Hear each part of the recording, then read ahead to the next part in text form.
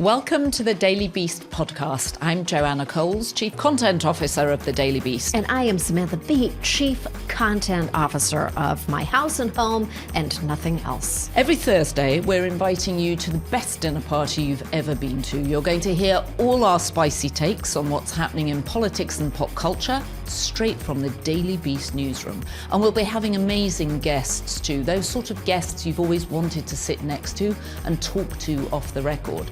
This week, we're joined by the queen of podcasting and our beast of the week, Kara Swisher. Be sure to stick around for her. I love Kara. Let's get started. I'm excited to be here, Joanna. Thanks for asking me to do this. I am very excited to have you. And I was trying to think about when we actually first met. And the truth is, I can't remember. I can't remember it at all. And I feel like we just kind of know each other through osmosis and through being at many fabulous parties. Well, and also when you... Standing awkwardly apart. Standing awkwardly apart. And when you've known someone so well from television, sometimes you begin to think that you had those conversations with them, when I realised you were actually having them with Jon Stewart and 2 million other people. But I thought they were just with me. You know what? I've seen so much of everything that you've done, and I've absorbed so much of your content that I feel exactly the same way. What a thrill. Okay, well, there's so much to talk about. There is so much to talk about. What a perfect time to start a journey like this. Yeah, and also I'm so excited to have someone that's funny and intelligent to process things with, because you need someone to just unpack it. I'm very excited to get to know you because I think that you are spicy. You are a zesty lady. You kind of, can I say that in a way, every time we get together for a conversation, you really bring out the worst in me. Oh God, what is the worst in you? I want more worst. Okay, well, you're going to get it. Be worst. Be worst. Be worst. That could actually be our mantra for this podcast, be worst. I hope you have swag. We need swag. Oh God, we do need swag, don't we? Yeah, what kind of swag? Like hats, T-shirts? No, you need a nice thongs? T-shirt, and you cannot put your own face on it, and because if you do, then you can actually never wear it. And I could put your face on it. Absolutely do not do that because nobody will wear it. What about a thong? We could have be worst thongs. Just a whale tail. Just a nice whale tail with Joanna Cole's face on it would be great. Bestseller. Do they? Bestseller. Do you call it a whale tail? I don't even know what a whale tail is. Already what is gone it? there. Oh, I'm not going to tell you. Is a whale tail a thong? It is, and it peeks up above your jeans. Ugh. It's so great. I never wear thongs. When I was editing Cosmo, people used to obsess about thongs. And I would think, why do we have to wear daily things that became famous in porn? At my stage of life, I have embraced a full cotton gusset, and I feel proud and happy to say that. And folks, that's it for our podcast. That's it for the podcast. We will be selling full cotton gussets at the end of the show. Hold that thought. We just need to take a quick break. I recently had a flight get cancelled, and I called the customer service number and spoke with a very helpful rep who immediately booked me on the next flight. It felt great. Such a relief. Have you ever had a customer service experience like that, where everything just works? You get your issue resolved right away. Minimal hold times, no getting bounced between different reps. Just quick, easy, and dare I say it, kind of enjoyable. It feels like we've reached a point where every customer experience should feel that seamless, right? And you're in luck. Well, we're all in luck, actually, because Five9 is changing the entire way customer experiences work. They use AI to create smarter, more informed interactions, so you can get your problems handled in a way that's just more human. Whether you get in touch with a company through text, a call, email, a chat, whatever, it's all connected, so you don't have to repeat yourself. They know you better, so your experience is better and smoother. Five9 creates intelligent customer experiences, so everything feels personalized, not like a template or a script that gets read back to you. That's just one small part of what their suite of customer experience tech can do. It's already changing the game for companies from Estee Lauder to CVS. And you can learn more about the next level intelligent CX at five9.com/beast. That's FIVE9.com/beast. At the Daily Beast, of what I am the chief content officer. I know. We have lots of great sections, and one of our sections is called Obsessed. Yes. And I love that because every time I see you, I want to know what you're obsessed by. Oh, thank you. What are you obsessed by this week? Okay, look, I know that we are in the midst of a big election season, so we're all about countdown clocks right now, and I'm no exception to that, except that my countdown clock is marking time until Melania's book is released, which I believe is next week. And oh my goodness, I'm so hopeful that it's going to bring so much new information about her life to light. I'm not hopeful. I do want the book, but I also don't want to pay for it. It's also quite expensive. Well, the white edition, the white white album, album, if you will, is I think $250. I hope that's signed, though. I think it will be signed with a feather quill. A quill in her blood. Oh, in her blood. Maybe. And then you could clone. Can you clone off dried blood? Oh my God. Can you imagine if there were hundreds of Melania clones? Oh my God. Yeah, I don't want to line her pockets with my cat. So I am going to check it out from my local library. That's my strategy. I'm very curious about this book because I do know at least one mainstream publisher who turned it down. Really? It's being published by Skyhorse, which, as we wrote in The Beast, also published RFK Jr. Fantastic. And Woody Allen. So I think they publish books that nobody else will publish. Wonderful, wonderful track record. And is that the team also doing the big PR campaign? Because she's been making her videos. I feel like the drip of press has been incredible. I think there's 4 videos so far. 4 videos. There's that very weird and creepy, the intro one. Hello. There's one about the assassination attempt, which felt like, a little rushed. One about the rose garden. And then, of course, we had to talk about the exquisite female form, her exquisite female form, which I do not deny. Is that the same team behind that strategy? She's such a mystery. Who knows? Because the lighting is very strange in those videos, and which I find odd because she was actually a model. So why is she doing them in black and white, or sort of black and white, and in shadow? A little fuzzy too. I mean, I do have old eyes, but I was not able to properly focus on it. So there's Vaseline, there's goo on the lens. I don't blame her for that. I wish we had goo on our lens. I would love all Vaseline on lenses, please. But she is cashing. She's cashing in. She's cashing in. She's cashing in. She's got that big prenup. Is she afraid if they split? God forbid they split. He's not going to pay his bills. Well, it's a very curious marriage, isn't it? Because she appears to have said, and we've certainly reported this in The Beast, that she's not planning to go back to the White House. Right. We know that Barron, actually, as we reported 6 months ago, is going to NYU, and she's using that as an opportunity to spend much more time in New York. Right. So she's not living in the same state as her husband.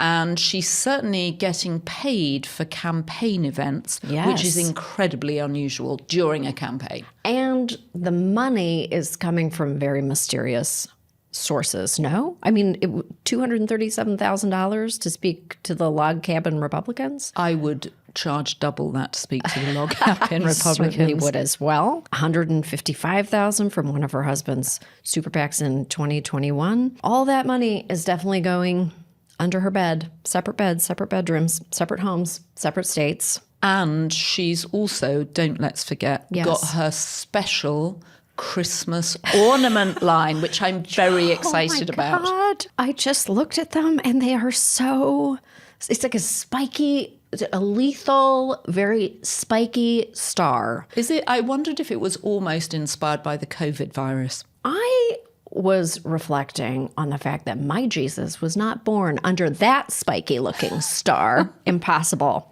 Christmas decorations inspired by Suspiria is how I think of her. Well, and we know that she hates Christmas because Hates that it. was in that recording that Stephanie Winston Wolkoff did of her. Stephanie writes for The Beast from time to time. And it was just the most extraordinary. Who hates Christmas?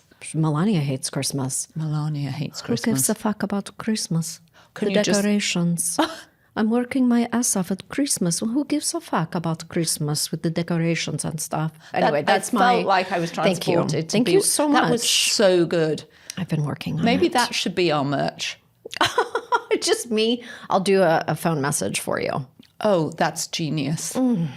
I absolutely want you to do that on my outgoing message. just do it I for fucking you. hate Christmas, but you can leave a message for fucking hate Joanna Coles. Christmas. We're both going to race to get a copy of the book, but we just don't want to pay for it. That's right. Yes, we need to strategize that properly. I think libraries are a great resource. That way wonder they if it only would- pay for the one copy and everybody just borrows it. Do you think it will get banned in Florida because it's referring to nude pictures? Hopefully. That would be incredible. Wouldn't it? But it could happen. Anything could happen. Okay, so Sam, now let's go to the download, which is another part of our site where we focus on the biggest stories of the week. First up is Diddy. Sean Diddy Combs is currently facing serious legal troubles, including charges of sex trafficking and racketeering. And the allegations span years and involve accusations of abuse, coercion, and orchestrating large-scale events that he called freak-offs, where women were truly exploited. Federal authorities claim he ran a criminal enterprise to conceal his actions, using his business empire to control and manipulate victims. And his properties in LA and Miami were raided earlier this year, you might remember, revealing disturbing evidence, including guns and drugs. Diddy denies the charges, but he remains in federal custody without bail. Yes. What a story. Extraordinary story. You have someone at the Daily Beast who's really following, who's really tracking this, right? Yes, our reporter Ebony Boykin-Patterson did an extraordinary piece with another reporter, Kate Bricolade, a couple of months ago about his bullying at work. Right. And actually, as part of the story, I spoke to one of the people who was very senior in his organization.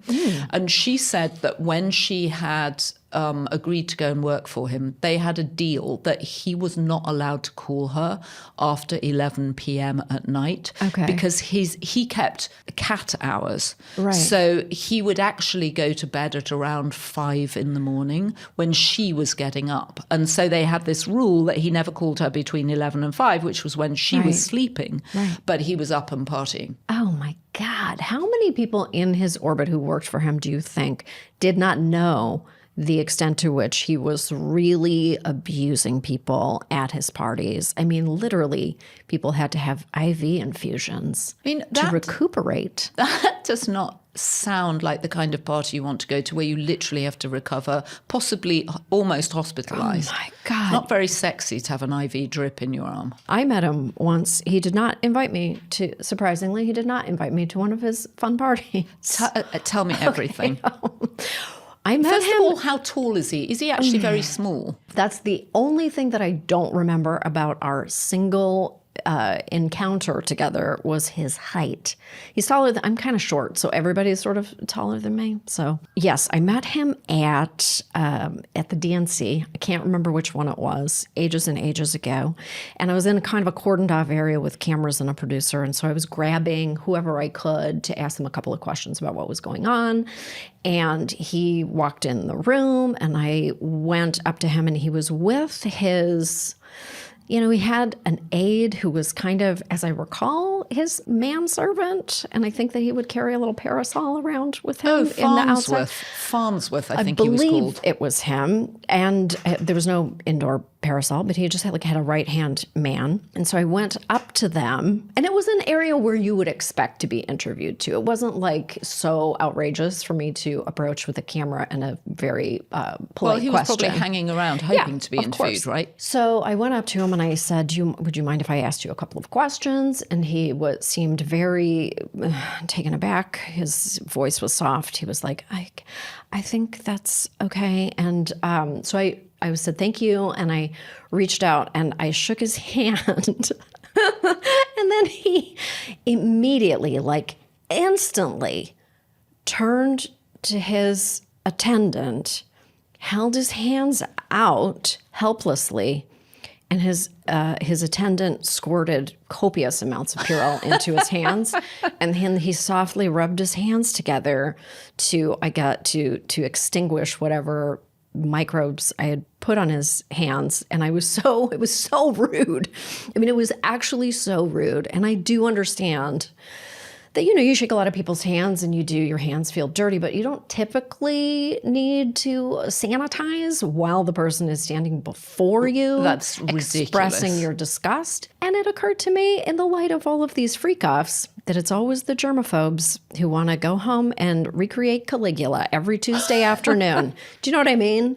Anyway. Oh, right. So interesting that so much lube was used. I think the feds picked up 1,000 bottles of lube and baby oil. So industrial-sized freak-offs going on. Oh, my God. But what I'm fascinated by is what is You're fascinated by more things than just that? Well, that's I know that is pretty fascinating, isn't You it? want to come over to my house? How many tarps are we going to need? But can you imagine the Amazon delivery guys? I mean, they must have been backing up the truck with that stuff. Goodness, so much trauma. It's so awful. Well, inmate 37452-054, as he's now referred to in the Metropolitan Detention Centre, is now sharing a cell with none other than Sam Bankman-Fried. What a roomie. Wow. It's just extraordinary. And I'm sort of fascinated by what's he doing all day? Like, what is it like a day in the life of Diddy in the MDC? And also, can you imagine what the crisis PR teams, how much they're in absolute overdrive because so many of their celebrity clients were at these parties? Well, one of the pieces that did incredibly well on The Beast was the notion of Diddy hiding in plain sight, like so many of these stories do, like Harvey Weinstein, like Jeffrey Epstein, where they get air cover from celebrities. I mean, this is a man who launched his couture collection on the steps of the Met Gala only last year, surrounded by pictures of Anna Wintour. Surrounded by celebrities and celebrity enablers. And there's video of Ashton Kutcher talking about his parties. There's videos of Leo DiCaprio. And then when you hear the women's stories, it's so disturbing. It's so disturbing. It's so disturbing. It really buoyed my spirits that he was not let out on bail. I think that's well deserved. Right. And they offered $50 million bail, I think, didn't they? Yeah. And they were like, no, because he's a flight risk. And probably, I mean, I know he's on suicide watch too, as was Epstein. So that was effective. Okay, my big story that's coming down the pike, and this is looking again toward the future, is the VP debate next week, which I am excited, tentative, hopeful, scared. I don't know. I have a lot of feelings. What are your feelings? My feelings are that it may not matter that much, that traditionally Veep candidates don't actually move the needle, although arguably Sarah Palin did against John McCain, although J.D. Vance has turned out to be a spectacularly bad candidate, and Tim Walz has turned out to be a surprisingly good candidate, I think. J.D. Vance doesn't he poll just so extremely in the toilet with voters? He should be in the toilet. He should be in the toilet. The debate is next Tuesday. It's October 1st. I have my snacks prepared. I think there's so much. What are you going to eat during it, actually? What would your snacks be for the Veep debate? We're going with a caramel corn, and we're going to have a cheese. I love to have a cheese tray, so I'm assembling all of the cheeses for my... I heard from a lot of people that they were too anxious to watch the debate with Kamala and Trump. Yes. I'm thinking that people feel more secure about this one. A little more secure. The debate will be moderated by Nora O'Donnell and Margaret Brennan. How do you think that they are prepping for this debate? I know that Pete Buttigieg is playing J.D. Vance, yes? Yes. And Tom Emmer is playing Tim Walz. Do we know much about Tom Emmer? Well, we know he loves hockey. He's He from does. Minnesota. He loves playing ice hockey.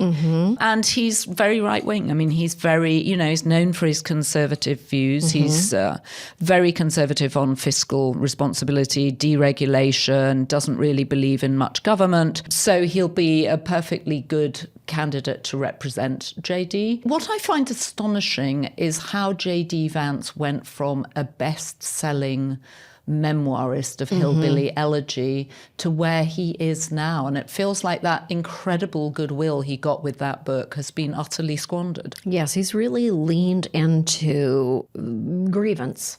His entire bodily expression is an expression of grievance. He's a misanthrope, I think. His smile is a rictus. And I love it when he tries to joke, actually. It's my favorite. Well, when he tries to order a donut, he can't do basic things like whatever makes sense. And you're like, well, no donut makes sense. It's all going to give you diabetes. That's not the point. But I would ask him about Usha. I'm very interested in Usha Vance. And you would think because she was educated at Yale and Cambridge and she worked for a liberal-leaning law company, which she had to give up her job that she'd obviously spent a lot of time investing in, the moment he was chosen to be Veep candidate. I tend to give her the benefit of the doubt and think, oh, she can't believe any of this. Now I actually think that she's Lady McVance. If you were moderating the debate, would that be your question to him? Would it just be, what does Usha think of all of this? It might be. It might be, actually. It would be like, what does Usha think when Laura Loomer says that if Kamala wins, the White House will smell of curry? Oh, my goodness. Oh, I just sweat. I just had a spontaneous sweat from each one of my pores. I can't see it, though, because you're hiding it concealed. behind that jacket. I would ask about, I would ask a follow-up question about the cats and dogs.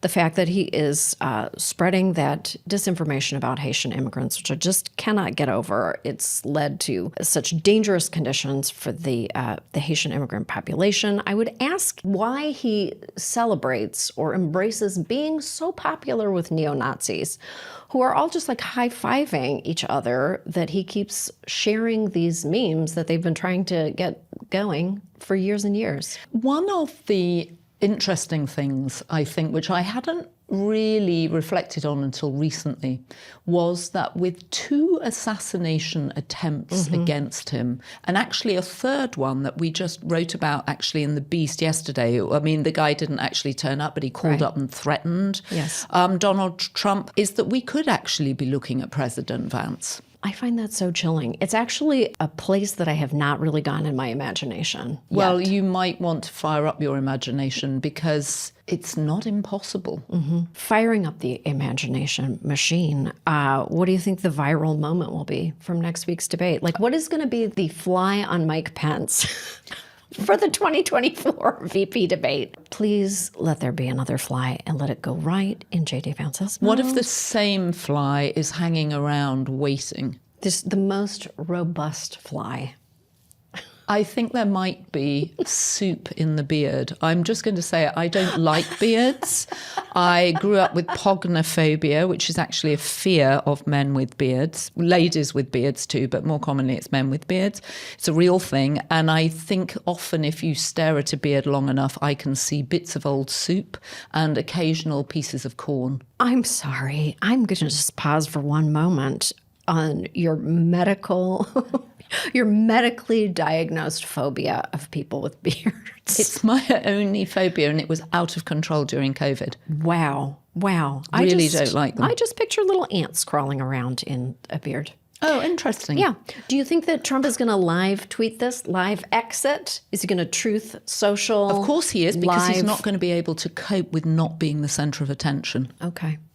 I wondered if he cared enough what J.D. Vance does, but no, of course you're right. What was I thinking? Well, actually, that's a very good point. He may be doing a rally at the same time, but I bet that he's on Truth Social. You're right. Of course he's going to be on Truth Social. Yeah. And now let's pay some bills. But after the break, we're talking to the Kara Swisher, so don't miss it. In today's world, customer experience, or CX for short, is being completely revolutionized. And one company is leading the charge, Five9. What they're doing is really interesting. They're integrating AI into customer experiences through phone calls, text, email, chat, any touch point between a customer and a brand. It's all getting smarter and more streamlined, which is a win for brands and consumers. Five9's intelligent AI-powered CX platform is becoming a huge competitive advantage. Massive companies like Estee Lauder and CVS are already using Five9 to enable top-tier customer experiences where typically you might not expect it. And it's all happening incredibly fast. Because brands have seen how powerful great customer experiences can be, it leads to higher profits, better customer retention, all types of business outcomes. It's way more than a contact center, it's a profit center, which is why more brands should be looking to elevate how they engage with customers. So if you want to know how you can elevate your CX game, check out five9.com/beast. That's five9.com/beast. If you're a business owner, Five9 is a technology platform you would be crazy not to check out. So now we're going to change gears and introduce you to our beast of the week, Kara Swisher. Kara is a prominent American journalist. She's a technology commentator, she's an entrepreneur, and she's really known for her sharp insights and no-nonsense approach. She's one of the most influential voices in tech journalism, and she began her career covering Silicon Valley in the early 1990s and quickly gained a reputation for her deep industry knowledge and fearless interviews with top tech leaders and founders. She's also the host of multiple successful podcasts, including Pivot with NYU professor Scott Galloway and On with Kara Swisher, where she interviews key figures across industries. We're so excited that you're here because this is our inaugural dual interview where we road test all kinds of things. Oh, why me? I would want to know. Don't you know more famous people than me? No, there's no one better for us to interrogate than you. All right. Okay. Go for it. Podcast virtuoso.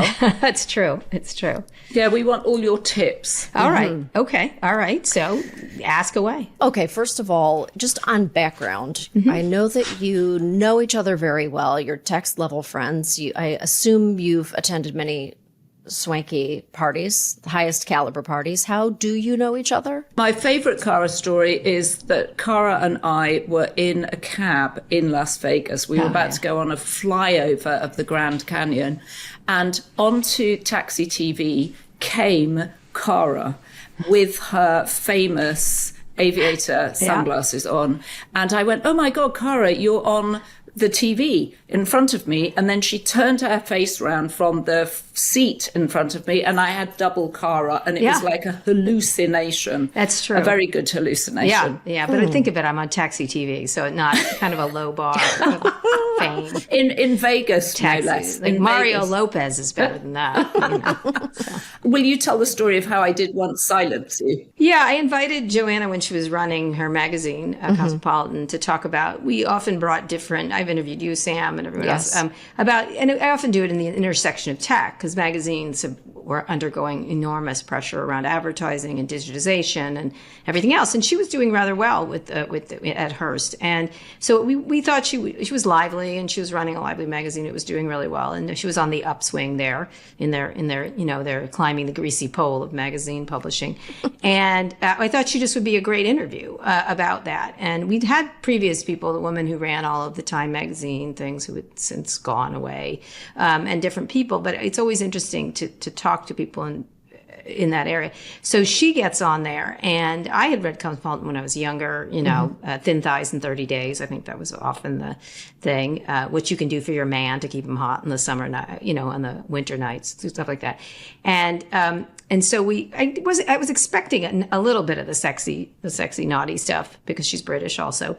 And she gets up and we start talking in a serious fashion about the business of publishing. And suddenly she asks she was talking about sexual positions. I don't know how she got to that spot, but of course it went right there. And this is a code conference. So this is an audience that is very awkward in general. And it was live. And she goes, I wonder, and then she suddenly goes, I wonder what the Swisher what is the Swisher? And I go, the Swisher? She goes, the sexual position. And then she starts pontificating on what she thought the Swisher would be. I think it was a modified wheelbarrow kind of thing. And so I was like, and no one has ever done that because I didn't want to think of a sexual position called the Swisher. There you go. Wow. Joanna, you went right there to the Swisher special. I did. And the audience liked it. The audience did like it. They did. They like to see me silenced, I think. Well, we have brought you here because we do want to ask you about podcasting in general and building a business in that way. Right. I mean, how do you decide for yourself that it is time to launch something new? All the time. I'm always looking for podcast ideas. And, it's just a question of time versus money versus everything. Like, what can you make money? Everything I do, I make money at. And so I think that's a powerful position to be in, especially for a woman. If you're not making money, they get to tell you things and they get to talk to you. And I try to limit the amount of people who can talk to me or say things or tell me what to do.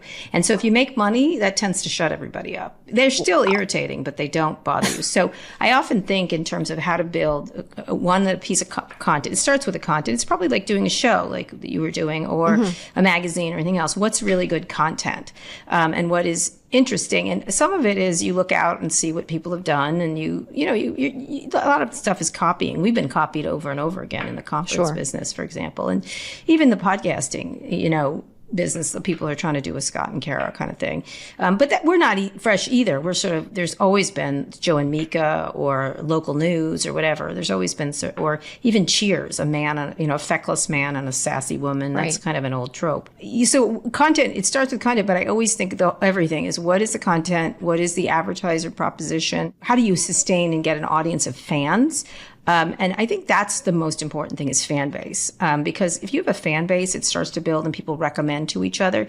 And a lot of media people don't think in terms of fans. I think of fans all the time. And that's something that's comfortable for you, Sam, because you have fans, right? Right. Media people don't often, regular media people don't think like that. How do you put your fans first and center in your mind? How do you center them in the experience? We talk about them. We talk about things and we listen to them when they write us and stuff like that. We have an interaction with them quite a bit. And we talk about, we want you to come up to us, and they do. And we want to hear their feedback. It doesn't mean we're going to follow what, I have so many people coming up to me as, I don't like Scott's dick jokes. I'm like, okay. I'm not changing them because you don't like them, but don't listen. I don't know what to say. It's part of our little shtick is his stupid dick jokes.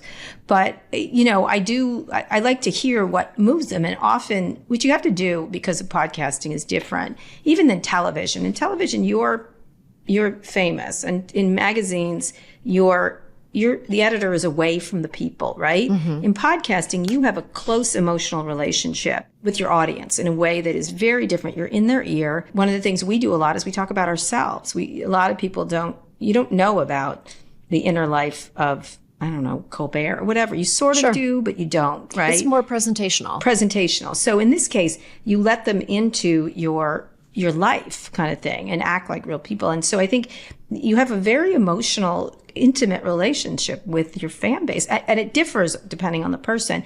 And so you can't be scared not to do that. But at the same time, you can't just, there's a lot of yammery away podcasts, often guys. I think we shoot the shit, and it's like they're boring in person. Well, I can't believe how long some podcasts are. Like Andrew Huberman goes on for like 3 hours. I do admire the vitality of your conversations with Scott. I listen. I'm a very regular listener, and I wonder how this is just such a small question, but I wonder, you must be very intentional about who does what. Yeah, with a script. There's a script, it's not scripted. But it's not. No. It's a script that's not scripted, and so I run the thing. Scott doesn't even read it often. He doesn't know he's always like, this is coming together so closely. We have a script where we say our topics. There's a lot of facts that we have in there because we talk about stock market or Elon or whatever, what happened that week. So we're accurate. That's critical for us. Then we link to something. We'll say this person said it. We often put in a clip saying, here's Like today what did we do? It was me yelling at that stupid Trump person on CNN this week. So we put that in. So people, instead of talking about it, listen to what I did to him. And so he knows the general topics. And then I run it like the moderator, like I run it like the MC or something like that. And then, but then I also allow when things go a certain way, we go there. Like I don't stay on the script if something interesting happens. Like he started talking about Trump and crypto. I thought he'd say one thing and he said a different thing. And so we pursued it down that path. So it's like a really, I don't know if you remember My Dinner with Andre, that movie. Right. It's a great conversation. And one of the things that I think we do well is we push back on each other in a civil way that then you can see the journey of each of us. And that's the thing, the changing of minds, the conversation. And that's what makes a good debate good, as opposed to like some of these scream fests on cable where you learn nothing and you come away with nothing. So that's important, is to learn to disagree civilly but firmly, I guess, if you have disagreements. We're going to dig into the news. We're going to pull out stories from the Daily Beast. But I'm curious, both me and Sam. Do you think we're going to get on? I can't tell. Scott and I never had met when we started doing the podcast, which was, I saw him, as you know, it's an old story. I saw him in Germany and he was so arrogant, but so correct.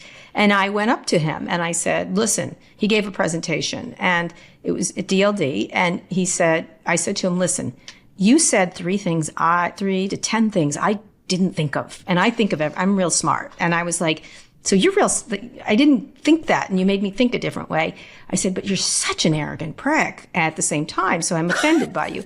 And he was like, well, thank you. He thought that was, and it was like instantly we had like kinetic energy. And I said, will you come on the podcast? And I was looking for a new co-host and there were obvious people that I could have picked, right? It scored higher than I just done an Elon Musk interview and it was much higher than that one. And those usually scored super high. And so I pay attention to the numbers. And so I called him. I said, I can't believe this, but we scored higher than this. I can't believe it. It must be a fluke, right? So I had him back again and it worked again. The same thing. And we started getting letters and everything else. And so I don't know if you'll get along. You just have to see. But I didn't see him in person very much that first year at all. That buoys my spirits because I like Joanna very much. She's very zesty in person. She is lively. I'm being very quiet now. Yes, you are being very quiet. I know, I'm being very quiet. I think I'm just listening, actually. Well, Daily Beast isn't very quiet. I can feel Joanna all over that that It's like delicious bits of things that are bad. Like delicious. Crackles. Yeah, exactly. Fuckery. Fuckery is what you're doing. And so you have to put out your fuckery personality. That would be what I would be. And you're right. Sam, you're rye. Yes. Sam is very rye. She's like rye whiskey. Yeah. I have a very nerd energy, though. I like my little notes and charts. I always have a pen in my hand, just like Bob Dole. Okay. And Joanna is more of the hurricane that comes in. Right. Or disagreement. I think disagreement, I'll give you my absolute, this is what I do for every business I make, whether it's a conference or website.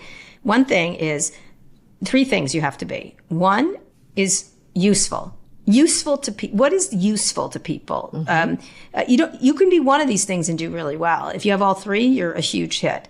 Are you writing that down, Sam? I am writing it down with my nerd chart. Nerd chart. Okay. Useful is critical. And that by mean is they can use it at work or they can use it in some way in their life, use it to be more interesting. Somehow they can take away what you're saying to them. And it's useful. Like that's really important. The second thing is to be entertaining. Like entertaining or / interesting / substantive. And it depends on who you are. Like you may find Ezra Klein interesting if you're a wonk. You may find like, what's the entertainment or interesting aspect that people find you? And I think people find our relationship really interesting. Like I think people find our insights really interesting. They're more useful than interesting.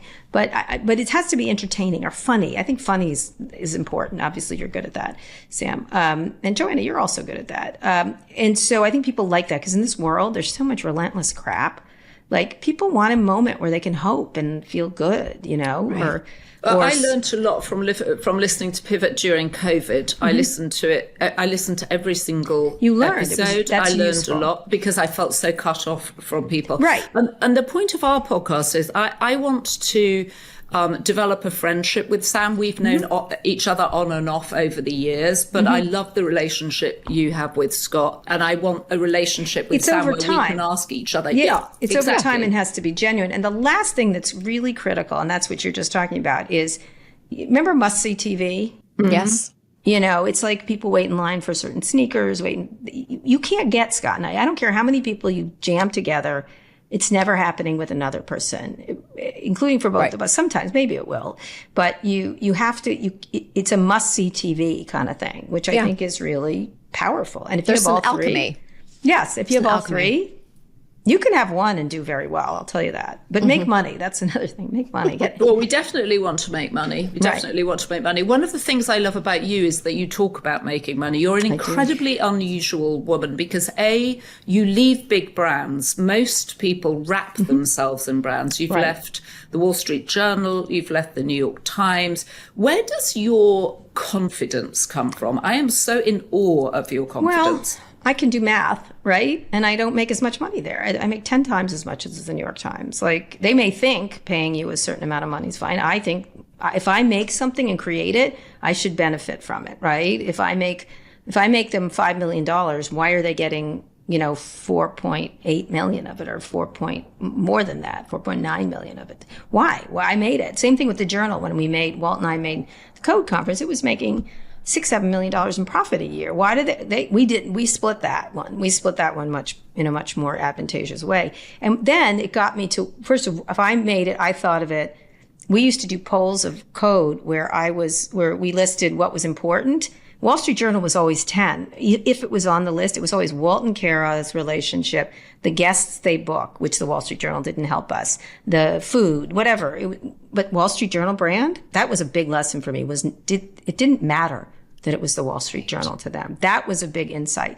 And then with the Times, I had a purpose there in that I wanted to get out the idea that tech was very dangerous. And that was a platform where I was saying that over at my other platform, but at the New York Times, it came on like a brick shit house, right? Okay. So and then when I was done with it, I was done being underpaid. I don't mean to be rude, but I mean, they had a pretty good salary, but not what I could make on my own. And then, so that's not confidence, it's just math. And then the last thing is, I didn't want to have people tell me what to do. And you have to decide which of the stuff you like and which you don't. I mean, Sam, you know about the network, and that's harder because it's a TV show. It is harder, but I have found myself as I've achieved success, and now I'm very unwilling to really listen to what anyone thinks of me. Or if they have good things, you will, right? Yeah, of course. I'm absolutely always here to take great notes, but very generally uninterested in hearing someone tell me to change my whole self to fit into their thing. Right. I've walked away from a lot of stuff that was that exact thing because I'm too old and I've done too much. And I've had too much success to listen to people tell me to change myself. And also often people want you to do the thing that you've done before or something that's worked before because they're nervous about leaning into the future. Yeah, but 100%. I see, I had a great luck to meet Jim Bankoff of Vox. Like, I had sold him a company for quite a lot of money, right? Or in shares and cash. And I came to him, I said, I don't want to do this anymore. I want to do podcasting. This is 10 years ago. I think it's going to be huge. I think we'll make a lot of money doing it, and give me an intern and I'll do it. I've been entranced by the idea of podcasting since Steve Jobs talked about it in an interview. Broadcasting and pod, he said it on stage at Code, and I never lost, it stuck in my head like crazy. And I was watching all these single entrepreneurs make these things, and I was like, I can do that. I did it with the site. I did it with the conference. Similar thing with the conference. When I left, I was like, it's over. It's done. People are now copying me. I think the business is tired. Right. And maybe I'll reinvent it at some point, but not today. I can't keep doing the Broadway. I was making a Broadway hit every year, and it was a hit. And I was like, at some point, I'm not going to have a Broadway hit. And 20 is enough of them, I feel like. So, and it has to be driven by a genuine interest. You have to wake up every day and want to do the thing that you're doing. I was bored myself. Yeah, I was bored myself. You've been shouting from the mountaintops for several years now about the inherent dangers in tech.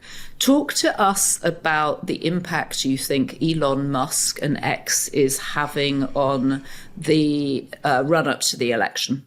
Well, as a business, it's a nothing burger. It's less than a nothing burger. It's a shitty little business. It just is. I'd have to look at their numbers, but I suspect even my podcast makes more money. It's more profitable. Like, it just is not profitable. And so, it's a rich man's yacht, is what it is. It's his version of that. Like, he's going to do it. But as a thing, as him, as a character, and using X to do so, it's very powerful because he's got money and means. And he's demented, right? And so he has a point of view, however warped and curdled it is. And so one person who said something to me, and I can say it now because he's letting me, Mark Cuban, when it happened, I was trying to figure out why Elon was buying it. It wasn't out of love, although he loved the site, right? He said, Carrie, he's using it for his other businesses because when he walks in a room, he's the Tesla guy, which is cool, and the SpaceX guy, which is cool, but it's not that cool, right? But when he has Twitter added to it, especially when he goes see autocrats or in other countries, he goes, this isn't about the United States. It's about everywhere in the globe. So he became a global celebrity in owning Twitter, even if it's a bad business. And I thought that was very canny. I thought that was a really smart way to think about it. That is a smart way, and I hadn't thought about it that way. There's also the thing that it may be a rich man's yacht, but when he's sails, ramming it into democracy. Yes, right. Correct. The wake that he's having on every other boat on the same sea is intense. And the thing I find puzzling about him too is that he's clearly so brilliant. I've spent certainly some time not talking to him intimately, but certainly listening to him, and have met him a couple of times. And the things that I find odd is that he's so brilliant. Starlink, exceptional. SpaceX, exceptional. Neuralink, potentially exceptional. And Tesla, I had a Tesla and I ended up giving it back because it didn't work and because I couldn't stand him just ranting on X. I just had enough of him.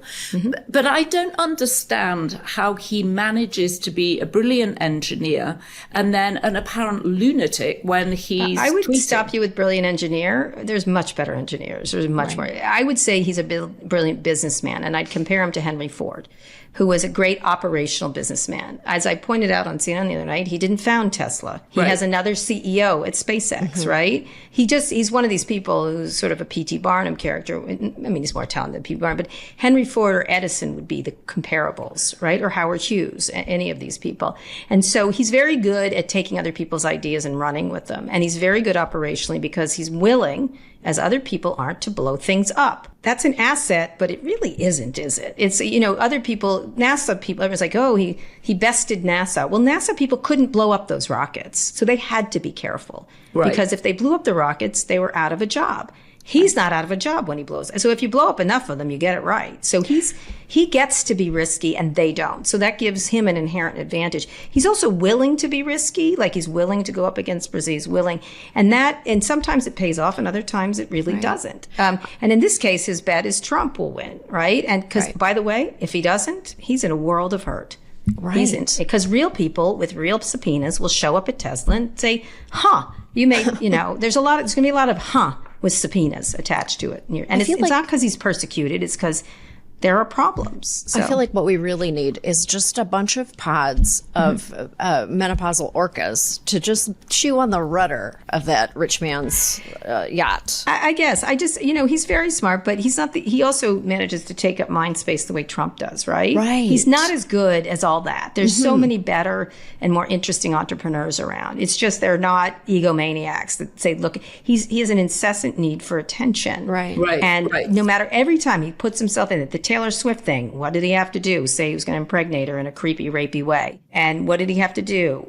Everything he has to comment on so he can get in on it. And there's other lesser versions like Bill Ackman. It's kind of pathetic that he's, me too. Let me tell you the crazy thing I have to say, whatever. There's a new book that's just come out about him, right? Yes. And about X. Character limit. Mm-hmm. Right, character limit. And one of the things they're talking about is that sense that when you go back to his early tweets, they're very normal and then they get increasingly more peculiar. Yeah. And obviously his wealth has grown. So while I agree with you that there are probably better engineers around, it's hard to think of anybody that has got the number of successful businesses. There are new businesses. Yes. Like Henry Ford did one thing and he did it brilliantly. Yeah, but, I guess. I think they're related to each other. Like, there's also businesses that Hyperloop isn't working. Like, there's solar is okay. Like, Neuralink, we'll see. And by the way, in case you're interested, there are 6 other businesses that do the same thing. They're just not hand-waved jazz hands like he is. Interesting. And there's a lot of car stuff coming. And I would, if I had to give him one thing, 2 things, is SpaceX, but he's allowed to blow up rockets, so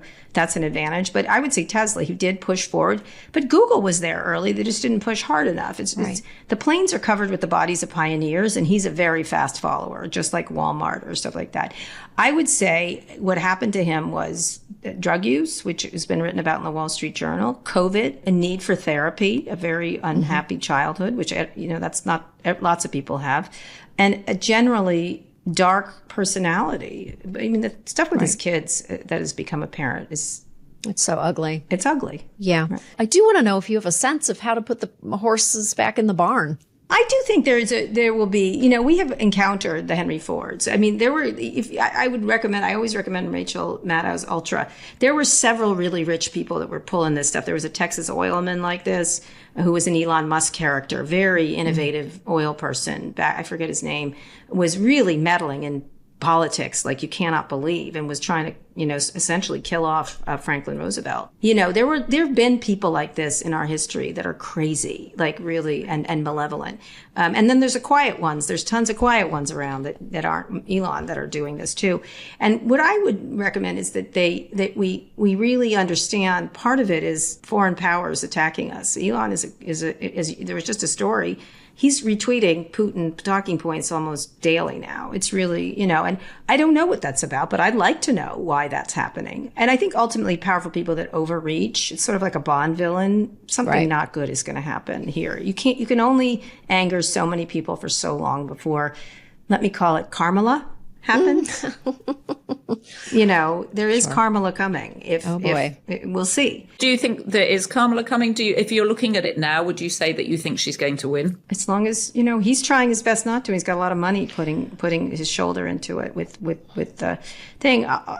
I do. I think I know there's this, he always polls differently. I think we all know Donald Trump. And I think as long as she gets out there more and we get to know her, I use a phrase that Audie Cornish used a lot, Kamala curious. I think people are very much so. And I do think there's a quiet, just like in all these elections in Kansas and Iowa and all these places around abortion, there's a quiet group of people that are like, I'm sick of this shit. He's got a lot of, the new phrase right now, just so you know, you can pass along, is high floor, low ceiling. That's Donald Trump. High floor, low ceiling. High floor, low ceiling, and lifts. Yeah, right? lifts. Lifts.